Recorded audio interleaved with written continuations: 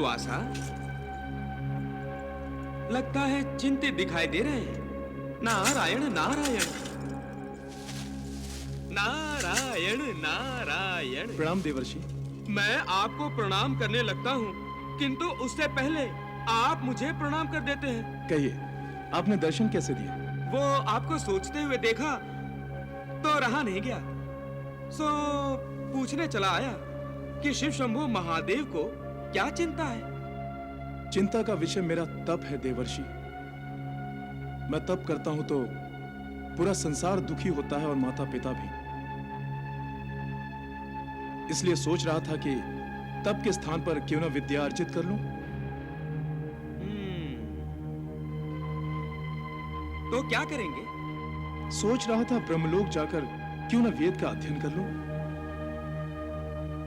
नारायण नारायण।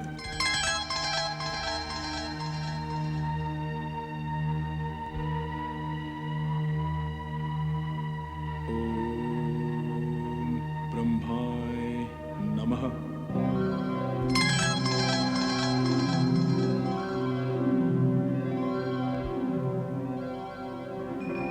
ब्रह्मदेवाय नमः। प्रणाम।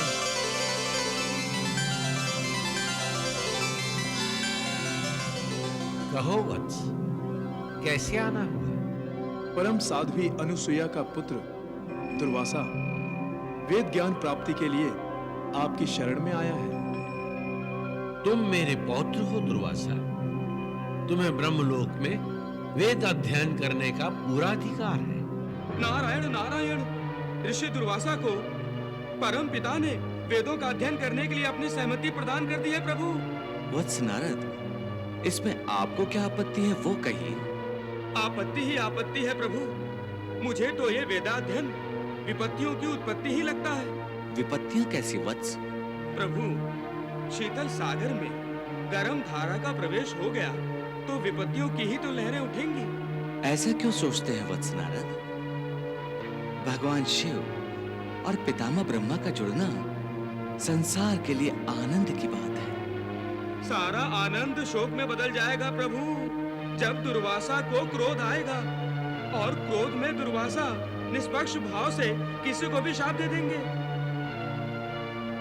ऐसे में यदि उन्होंने परम पिता ब्रह्मा को शाप दे दिया तो? ये संभव तो है वत्स। संभव तो है। नारायण नारायण। ये आप क्या कह रहे हैं प्रभु? हाँ प्रभु, तो अवश्य ही ये किसी नई लीला का आरंभ होने जा रहा है ना भगवान? नारायण नारायण। अग्निम इळे प्रोहितम। अग्निम इळे प्रोहितम। अग्निम इळे प्रोहितम। अग्निम अग्निम इळे प्रोहितम।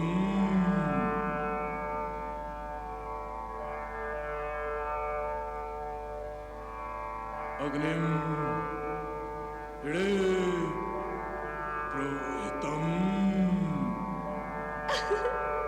अग्निम इळे प्रोहितम।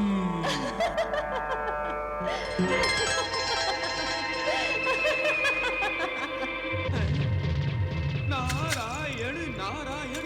देखिए प्रभु, देखिए, मारे क्रोध के दुर्वासा की भृकुटियों पर चूटियों की तरह छोटी छोटी रेखाएं उभर आई हैं। देवी सरस्वती की एक हल्की सी हंसी भी सहन नहीं हुई। आगे क्या होगा?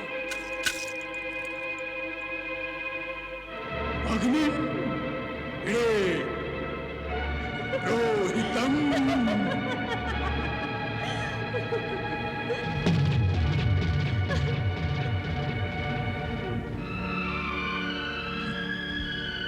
अग्निम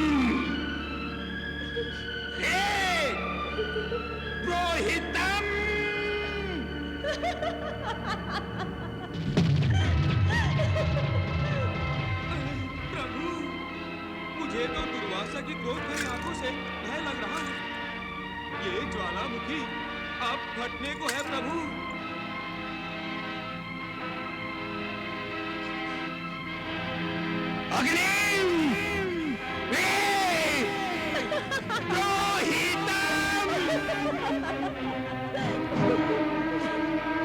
देवी सरस्वती,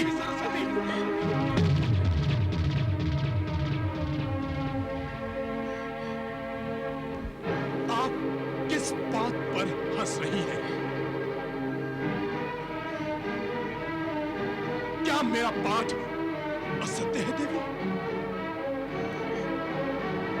विधाता, मैं आपसे पूछता हूं, क्या मेरा पाठ असत्य है? नहीं वत्स, तो क्या मेरा उच्चारण असत्य है सरस्वती देवी? उच्चारण असत्य नहीं है, किंतु किंतु किंतु क्या? वेद गान का स्वर ऐसा नहीं होता।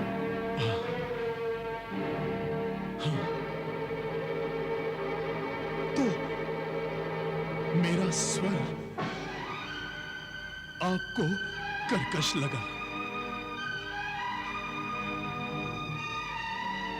अर्थात आप जैसा स्वर किसी के पास नहीं है।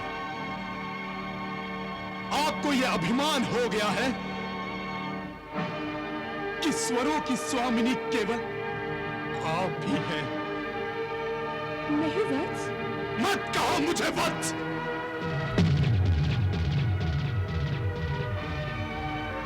आपने मेरा अपमान किया है। तपस्वी दुर्वासा का अपमान। मैं दुर्वासा आपको ये श्राप देता हूं, दुर्वासा, कि जिस अभिमान से आप इस ब्रह्मलोक में रह रही है, वो अभिमान, वो अहंकार टूटने के लिए शीघ्र ही इस ब्रह्मलोक से आपका पतन हो।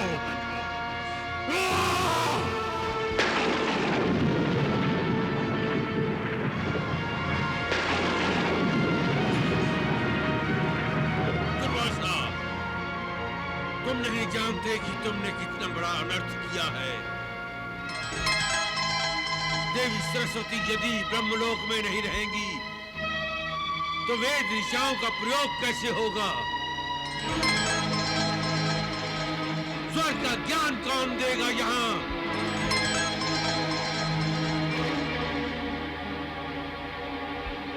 देवी सरस्वती के बिना गान प्रवृत्ति कैसे होगी?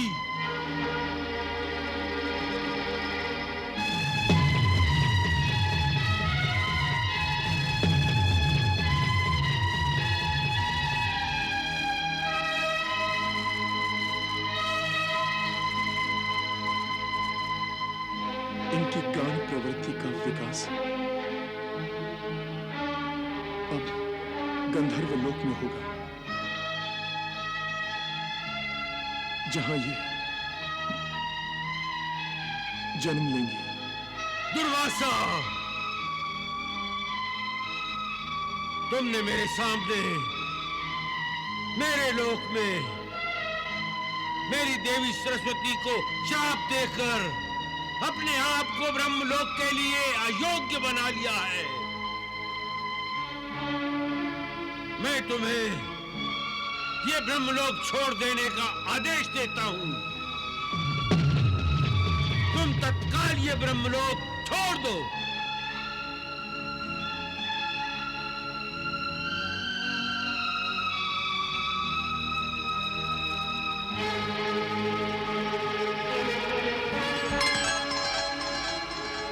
नारायण नारायण। प्रभु, श्री दत्तात्रेय के माध्यम से कार्तिवीर अर्जुन के लिए तो आपने अपनी लीला पूरी कर दी, किंतु अब जो माता सरस्वती का ब्रह्मलोक से पतन हो गया है, उनका क्या होगा? वहां कौन सी लीला क्या रचाएंगे आप? लीला तो आरंभ हो गई है देवऋषि नारद, वो देखिए।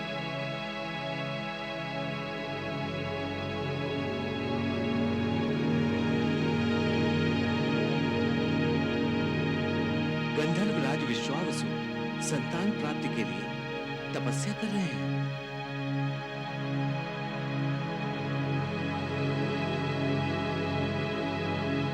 ये गंधर्वराज किसकी तपस्या कर रहे हैं भगवान? उन्हीं की जिनकी लीला से आपका मन कभी भी तृप्त नहीं होता। अच्छा अच्छा अच्छा, तो भगवान दत्तात्रेय की तपस्या कर रहे हैं गंधर्वराज। हाँ। ज्ञान रूपाय दत्तगुरुवे नमः। ओम ज्ञान रूपाय दत्तगुरुवे नमः। ओम ज्ञान रूपाय दत्तगुरुवे नमः।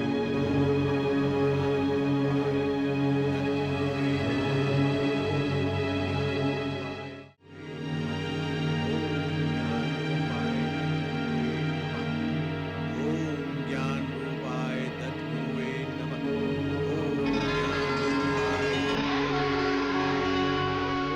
ज्ञान रूपाय दत्तगुरुवे। वत्स विश्वावसु, आंखें खोलो, आंखें खोलो वत्स।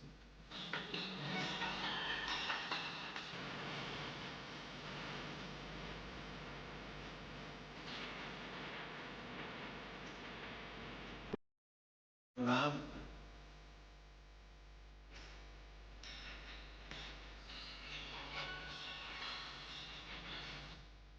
वत्स, तुम्हारी तपस्या से प्रसन्न होकर मैं तुम्हें प्रसन्न करना चाहता। कहो, क्या चाहिए तुम्हें? हे त्रिकालदर्शी, हे समस्त सृष्टि के स्वामी, इस सृष्टि में जो कुछ भी होता है आप ही की इच्छा के अनुसार होता है और आप ही में ये समस्त जगत व्याप्त है।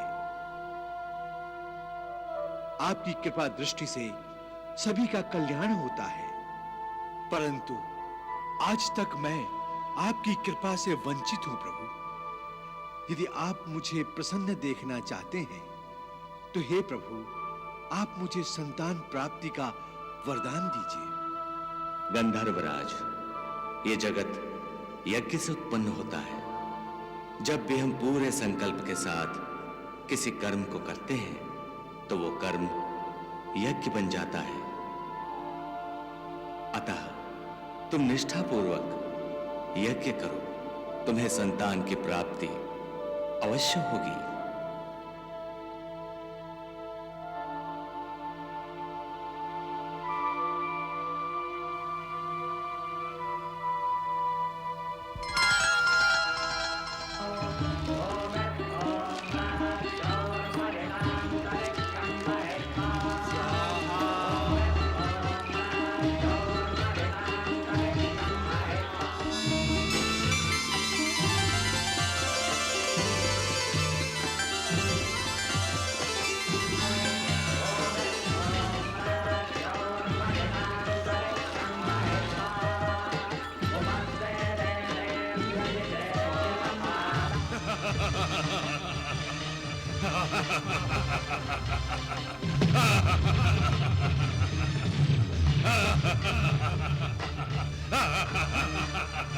नारायण नारायण, प्रभु ये क्या हो रहा है? ये क्या हो रहा है प्रभु? असुरराज वज्रकेतु यज्ञ ध्वस्त करने आ गया। आप ही की प्रेरणा से तो गंधर्वराज विश्वावसु ने यज्ञ का संकल्प लिया है ना प्रभु? क्या गंधर्वराज विश्वावसु का यज्ञ पूर्ण होगा?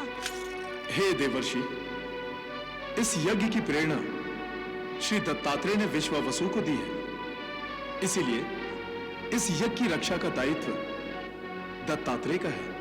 और भगवान दत्तात्रेय तो भक्त वत्सल है। वो सदैव अपने भक्तों की रक्षा करते हैं, यही ना प्रभु?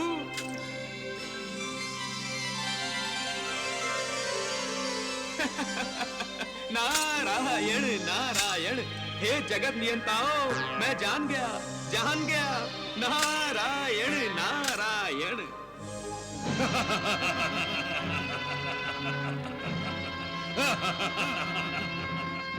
रुक जाओ वज्रकेतु, रुक जाओ। कौन रोकेगा मुझे? विश्वावसु तुम? मैं तो तुम्हारा यज्ञ ध्वस्त करने आया हूं। मैं नहीं चाहता कि सृष्टि में कोई यज्ञ करे, क्योंकि यज्ञ केवल देवताओं को बल प्रदान करते हैं और हम असुरों को निर्बल बना देते हैं।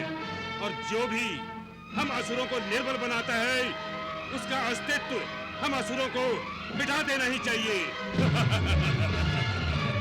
और इसलिए मैं तुम्हारा यज्ञ ध्वस्त करने आया हूं। वज्रकेतु, हम ये यज्ञ संतान प्राप्ति के लिए कर रहे हैं। इसे सफल और संपन्न होने दो। नहीं, कभी नहीं, कदापि नहीं। तुम्हारी संतान भी तो हम असुरों से द्वेष करेगी। अब मैं ये यज्ञ कभी भी पूर्ण नहीं होने दूंगा।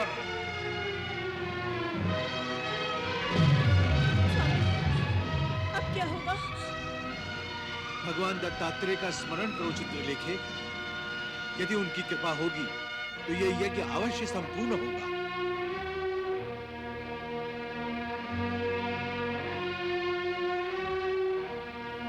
ओम ज्ञान रूपाय दत्त गुरुवे नमः। ओम ज्ञान रूपाय दत्त गुरुवे नमः। ओम ज्ञान रूपाय दत्त गुरुवे नमः। ओम ज्ञान रूपाय दत्त गुरुवे नमः।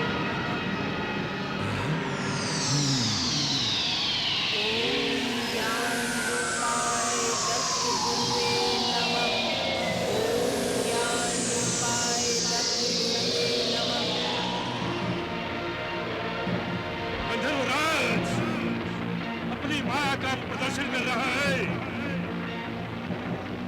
अब मैं इस यज्ञ के साथ साथ तुम्हें भी नष्ट कर दूंगा।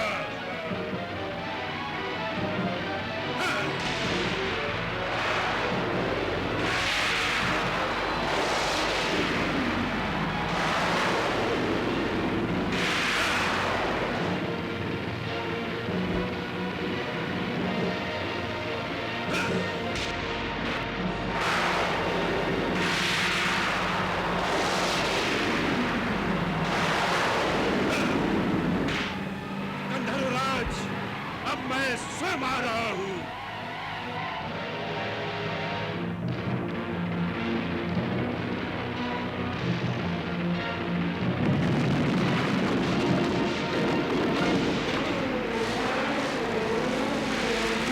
विश्वावसु, विश्वावसु, मुझे बचाओ, मुझे बचाओ विश्वावसु, विश्वावसु मुझे बचाओ।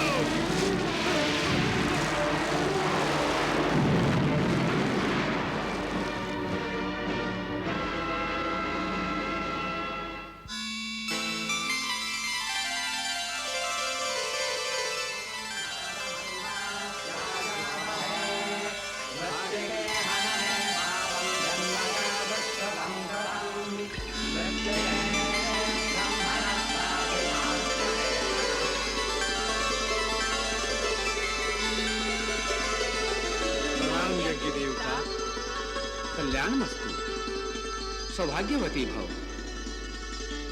हे विश्वावसु, हे चित्रलेखा, यज्ञभाषी ये कलश ग्रहण करो।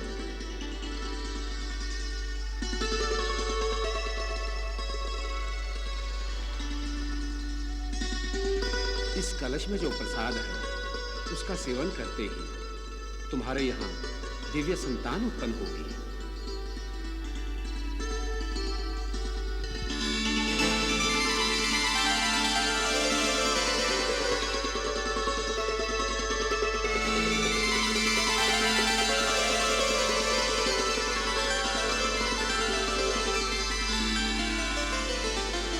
यज्ञ पुरुष का दिया हुआ प्रसाद गंधर्वराज विश्वावसु और उनकी पत्नी चित्रलेखा ने बड़े भक्ति भाव और आदर सहित ग्रहण कर लिया। प्रणाम विधाता। देवी, आपकी वाणी आज हमारे कानों को मधुर क्यों नहीं लग रही? अच्छा ही है स्वामी, इसी बहाने आपके काम मेरी वाणी सुनना नहीं चाहेंगे और आपको भी धीरे धीरे ब्रह्मलोक में मेरी अनुपस्थिति का अनुभव बुरा नहीं लगेगा। ये आप क्या कह रही हैं देवी? आपकी ब्रह्मलोक में अनुपस्थिति का तात्पर्य है कि ब्रह्मलोक का अस्तित्व ही खो गया है। देवी, आप तो ब्रह्मलोक की आत्मा है। देवी, आपके बिना ब्रह्मलोक का कोई सार ही नहीं। आप ऐसा क्यों कह रही हैं?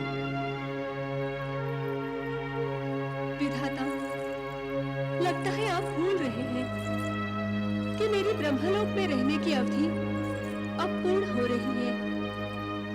दुर्वासा का श्राप मुझे आपसे दूर जाने को, आपसे अलग रहने को विवश कर रहा है प्रभु।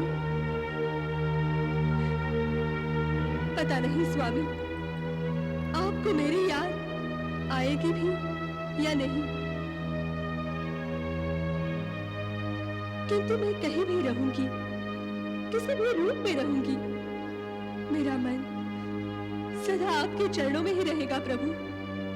देवी, आज मुझे अपने आप पर क्रोध आ रहा है और दया भी। क्रोध इसलिए कि मैं इतना असमर्थ क्यों हूं। विधाता होते हुए भी मैं अपने लिए कुछ भी नहीं कर सकता। मेरी अपनी इच्छाओं का कोई महत्व ही नहीं है। देवी, मैं तो सृष्टि का निर्माण करता हूं, मुंह मांगे वर देता हूं, किंतु अपने लिए कुछ भी नहीं कर सकता। देवी, मुझे अपने आप पर दया आ रही है। मैं कितना छोटा हूं, कितना तुच्छ हूं, कितना दुर्बल हूं कि दुर्वासा के एक शाप का मुंह तक नहीं मोड़ सकता। स्वामी, आप व्याकुल मत होइए। प्रारब्ध हमसे जो करवाएगा हमें वही करना होगा। और स्वामी, आप तो सर्वज्ञ हैं, सब कुछ जानते हैं। श्राप की अवधि जब तक पूरी नहीं हो जाती, मुझे आपके चरणों से दूर रहना ही होगा प्रभु। अतः आप मुझे गंधर्वलोक जाने की आज्ञा दीजिए प्रभु। देवी, मैं दुखी मन से केवल इतना ही कहूंगा कि गंधर्वलोक में आपका जीवन सदा ही सुखमय रहे और भगवान विष्णु आपकी सदा सहायता करते रहे। प्रणाम विधाता।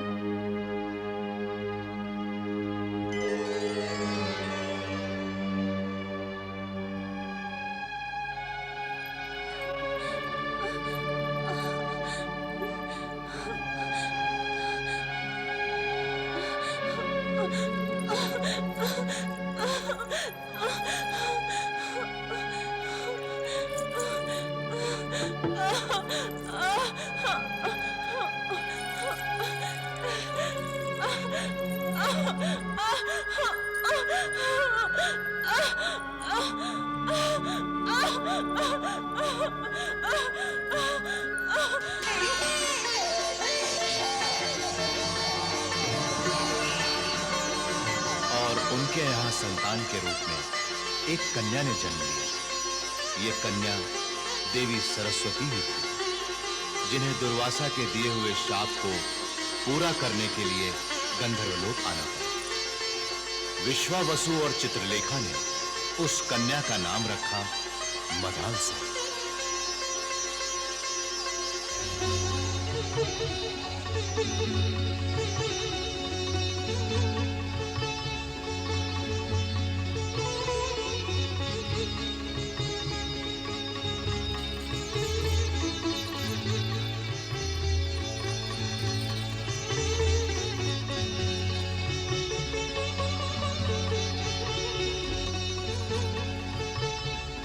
हमारी तपस्या का कितना सुंदर फल मिला है स्वामी। हाँ चित्रलेखी, इसके मुख का तेज देखकर लगता है जैसे कोई दैवी वरदान मिला है हमें, और हम अपने इस दैवी वरदान का स्वागत करते हैं। परमेश्वर की कृपा मानकर सच्चे मन से इसका स्वागत करते हैं।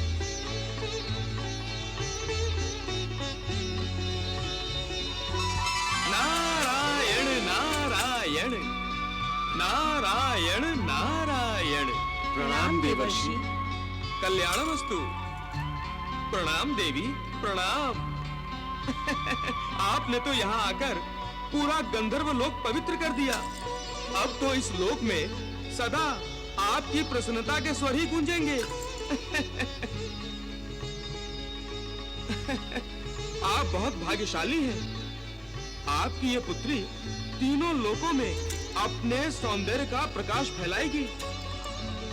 आप तो सब कुछ जानते हैं देवर्षि, कृपा करके इसके भाग्य के बारे में तो बताइए। भाग्य तो ये बताने वाली है सबका, इसीलिए तो मैं इनके दर्शन करने चला आया। देवी, आप चुप क्यों हैं? इस नारद के भाग्य में क्या आपकी एक मधुर मुस्कान भी नहीं?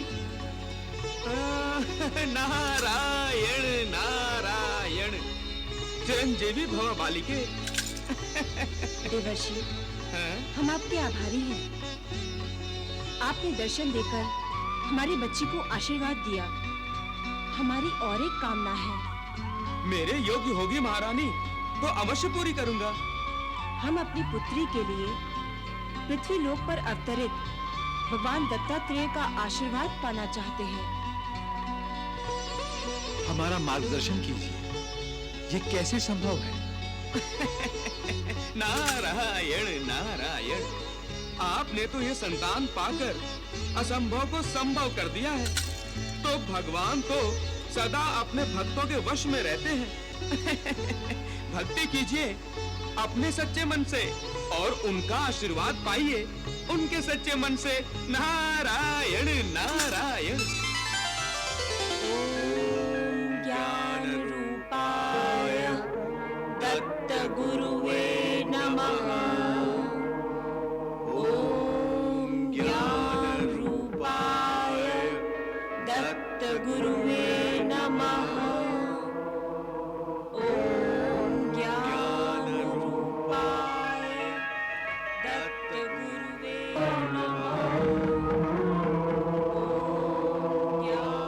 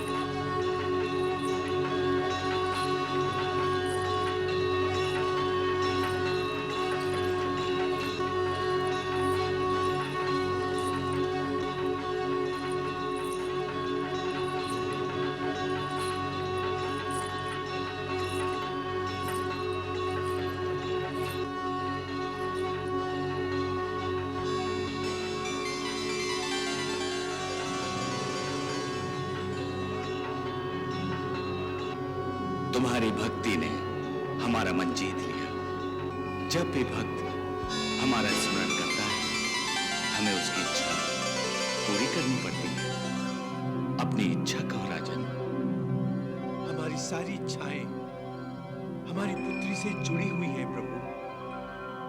उसे जीवन में सर्वगुण संपन्न बनाना, जीवन में उसे कभी कोई कष्ट ना आए, चाहते हैं कि महारानी चित्रलेखा, आपके यहाँ किसी साधारण जीवात्मा ने जन्म नहीं लिया। ये तो साक्षात देवी सरस्वती का अवतार है।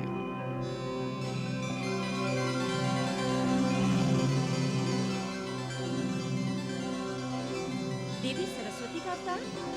हाँ, आपकी पुत्री ब्रह्म ज्ञान की शिक्षा प्राप्त करेगी, विज्ञान, संगीत और स्वरों को नया रूप देकर गंधर्व जाति का मान बढ़ाएगी और इसका पुत्र भी ब्रह्मज्ञानी होगा।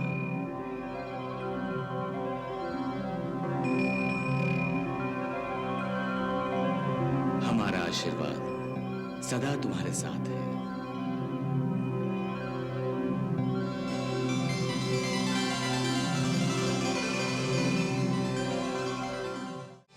वायु के घोड़ों पर सवार समय को जैसे पंख लग गए। इतनी तीव्र गति से भागा कि विश्वावसु और चित्रलेखा के देखते देखते उनकी नन्ही सी पुत्री मदालसा ने यौवनावस्था में प्रवेश कर लिया।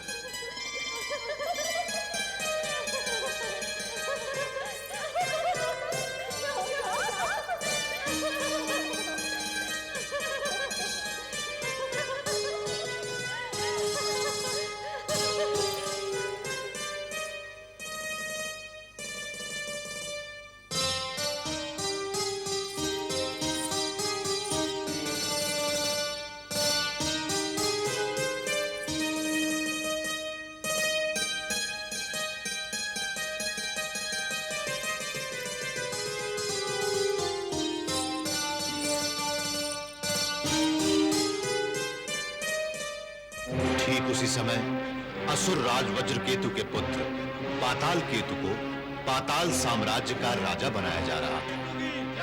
महाराज पाताल केतु की, महाराज पाताल केतु की, महाराज पाताल केतु की, महाराज पाताल केतु की, महाराज पाताल केतु की, महाराज पाताल केतु की, महाराज पाताल केतु की, महाराज पाताल केतु की।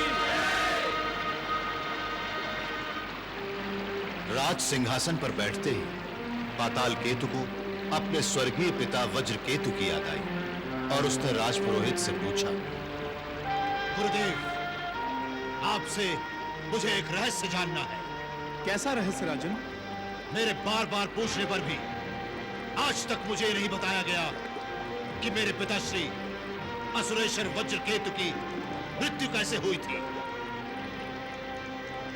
हर बार मुझे बच्चा कहकर माताश्री ने मेरी इस जिज्ञासा को थपकियां देकर सुला दिया। महारानी ने जो किया वो ठीक किया राजन।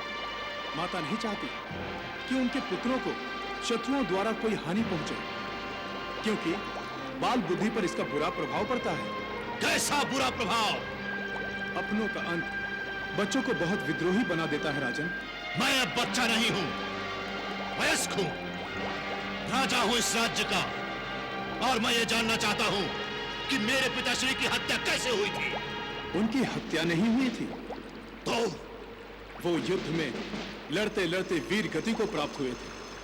किस युद्ध में? गुरुदेव, किस युद्ध में मेरे पिता मारे गए थे और किसके हाथों? मुझे बताइए गुरुदेव। गांधर्व लोक के गांधर्व राज के साथ लड़ते लड़ते उन्होंने अपने प्राण त्याग दिए और उनके प्राण लेने वाला था गंधर्व लोक का गंधर्वराज विश्वावसु। सेनापति, आज्ञा सुरेश्वर। सेना तैयार करो, हम गंधर्व लोक पर आक्रमण करेंगे। जो आज्ञा। असुरराज, कोई भी निर्णय लेने से पहले अपने मन को शांत कर लेना चाहिए। क्रोध में किया गया कोई भी कार्य ये कार्य नहीं है गुरुदेव,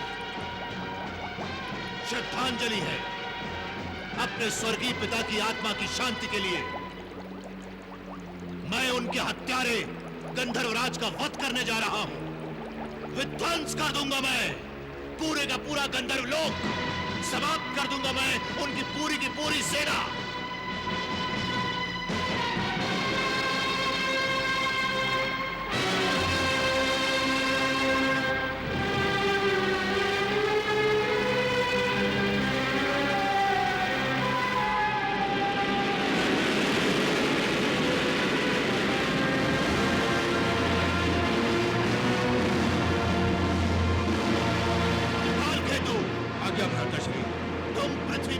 ही असुरों के शत्रुओं का नाश करोगे।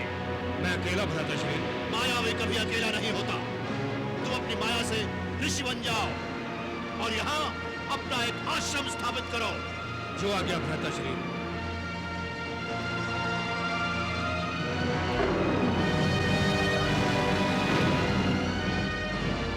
प्रणाम भ्राताश्री। अपनी जाति के हितों की रक्षा करना यही तुम्हारा कर्तव्य है। जो आ गया। मैं अब गंधर्व लोक जा रहा हूँ। हाँ।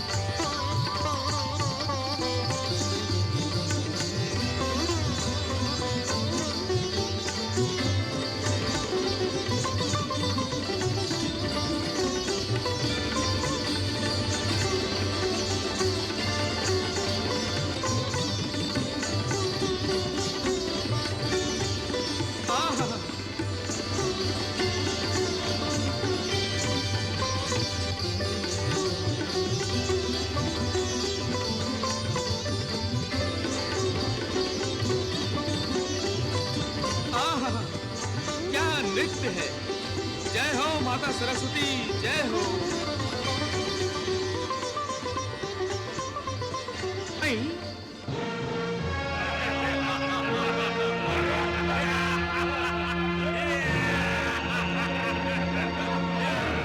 ये दुष्ट यहाँ क्या कर रहा है? कहीं ये गंधर्व लोग तो नहीं जा रहा?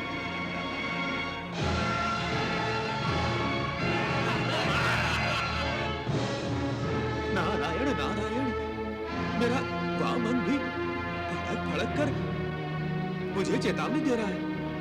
कुछ अनिष्ट अवश्य होने वाला है। तंबूरे, कहाँ घूम रहा है? नारायण नारायण, यही प्रश्न तो मैं तुमसे पूछ रहा हूँ दैत्यराज।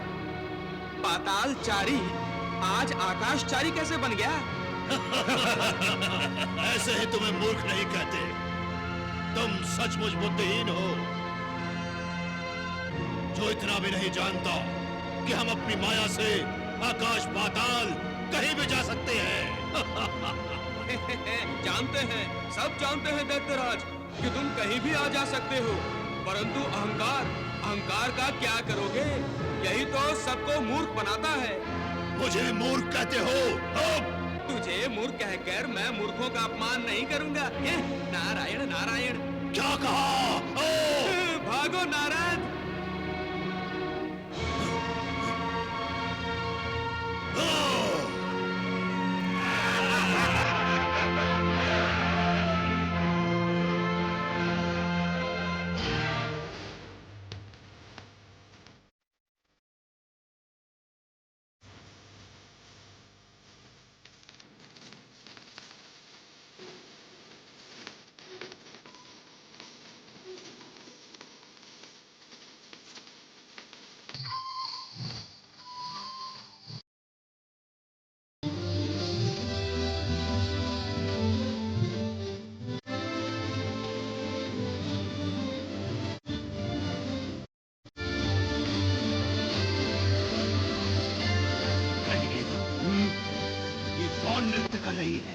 वीर बाहु, ये तो गंधर्व राज की पुत्री मदालसा है।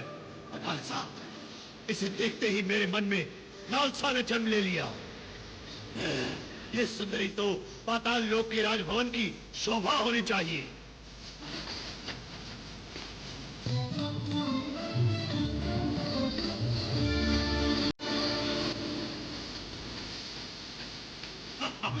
जाओ, गंधर्व राज के पास मेरा प्रस्ताव लेकर जाओ। जो आज